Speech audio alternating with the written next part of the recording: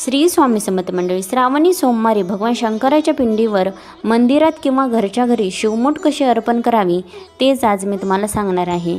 शिवमूठ अर्पण करण्याआधी तुम्हाला भगवान शंकराच्या पिंडीचं मनोभावे पूजन करायचं आहे. पूजनात तुम्ही अभिषेक करायचा आहे व नंतरच शिवमूठ तुम्हाला अर्पण करायचे आहे. शिवमुठीसाठी जे धान्य सांगितलं आहे त्या सोमवारी ते धान्य घ्या. त्याच्यामध्ये एक लाल सुपारी घ्यायची आहे आणि 11 रुपये तुम्हाला घ्यायचे आहेत किंवा 1 रुपयाचं नाणं तुम्ही घेऊ शकता व त्याच्यामध्ये एक बेलाचं पान देखील घ्या व एक पांढरं फूल घेऊन तुम्हाला 11 वेळा मंत्र म्हणायचा आहे, ओम नमः शिवाय. व ही वस्तू किंवा हे धान्य तुम्हाला शिवपिंडीवर अर्पण करायचं आहे.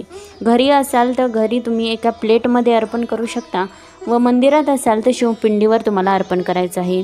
व आता धान्य कोणतं घ्यावं? पहिल्या सोमवारी तांदूळ घ्या, दुसऱ्या सोमवारी तीळ घ्या, पांढरे तीळ घ्या, तिसऱ्या सोमवारी मूग घ्या, चौथ्या सोमवारी जवस घ्या, 5वा सोमवार आला तर